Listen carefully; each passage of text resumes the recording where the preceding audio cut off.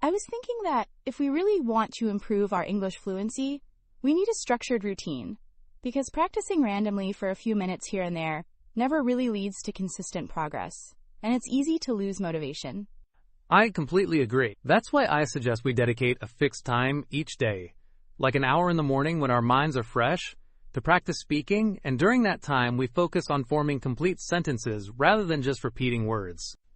That's a great idea. We can start by choosing common sentences and vocabulary that are practical for everyday situations, like ordering food, introducing ourselves, asking for directions, or talking about our daily routines. Exactly, and we can gradually make it more challenging by adding new vocabulary each week and trying to use it in longer, natural sentences instead of just memorizing definitions. I like the idea of using real-life scenarios, because it forces us to think on our feet instead of just recalling words mechanically, which is what most language learners struggle with. And to keep it organized, we can maintain a shared document where we list sentences we've practiced, mark the ones we feel confident with, and highlight new words or phrases to focus on the next day.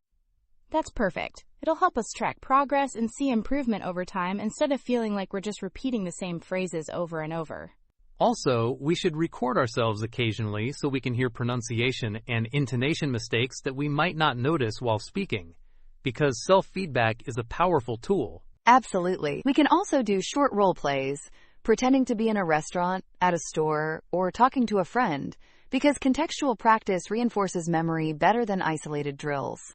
And I think adding a little reflection at the end of each session could be useful, like noting which sentences were difficult and which came naturally so we can adjust our practice next time. That way we're not just repeating sentences mechanically, but actually understanding and internalizing the language in a meaningful way. We should also encourage each other to speak, even when we're unsure, because hesitation is the main obstacle to fluency. I like that. The goal is communication, not perfection. Speaking imperfectly is better than staying silent. And doing it together adds accountability. We'll motivate each other to stick with the routine. So let's set our first session for tomorrow morning, 1 hour, focused on common sentences and vocabulary, and we'll adjust as we progress.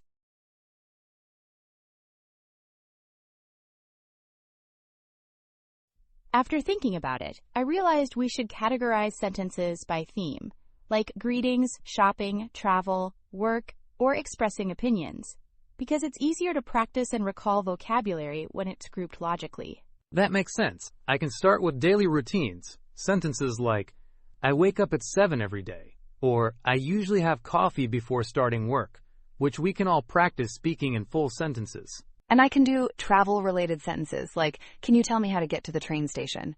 Or I would like to buy a ticket for the museum, which are common and practical. Perfect. I'll take social and casual conversation sentences like, how was your weekend? Or, I really enjoyed the movie we watched yesterday. We should also include longer, more complex sentences gradually so we don't just stay at the basic level, but can practice natural speech patterns.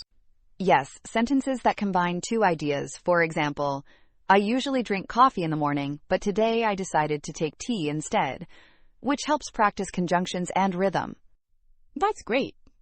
We can also focus on expressions we hear often in daily life, like, I'm looking forward to it, or that sounds interesting, so our speech becomes more natural. And we should practice questions too, because forming questions correctly is tricky but essential for conversation, like, could you explain that again? Or, what do you usually do on weekends? I think it's important to also practice negative sentences. For example, I don't usually eat breakfast late, because it's easy to forget negatives in conversation.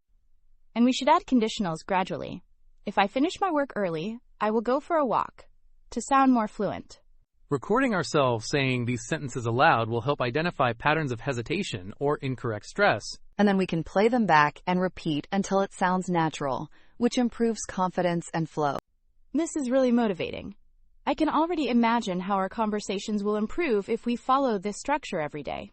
I agree. Practice in a structured, intentional way beats random repetition any day. Great. Let's compile a list of 20 sentences each for tomorrow and start practicing them during our first session. I can't believe how much more comfortable I feel speaking in full sentences now, because just a few weeks ago I was constantly pausing to think of the right words, and today I feel like my thoughts flow naturally in English. I feel the same. Practicing every day, even for just an hour, has completely changed my confidence level. I can speak longer sentences without getting stuck or reverting to my native language mid-thought. And it's not just about confidence. I've noticed that my vocabulary has expanded naturally, and I'm able to form complex sentences using conjunctions, conditionals, and expressions we've practiced in context. That's true. I also feel less worried about making mistakes, because I know that communication is more important than perfection.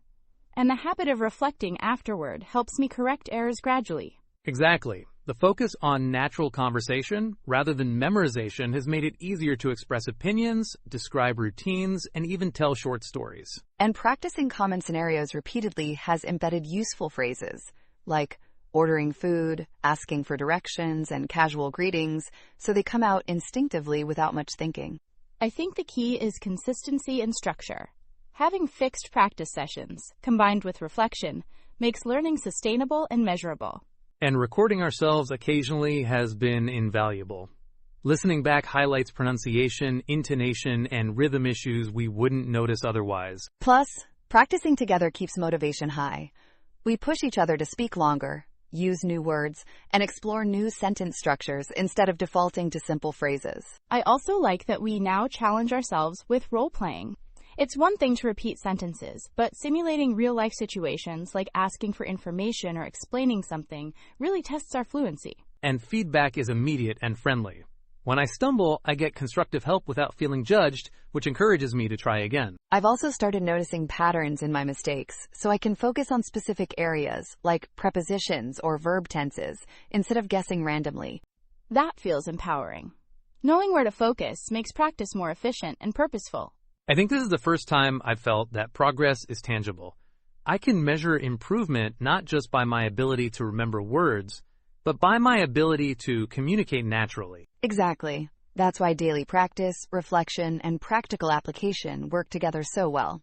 It's like building a muscle gradually, and now we're ready to use it in real-life conversations.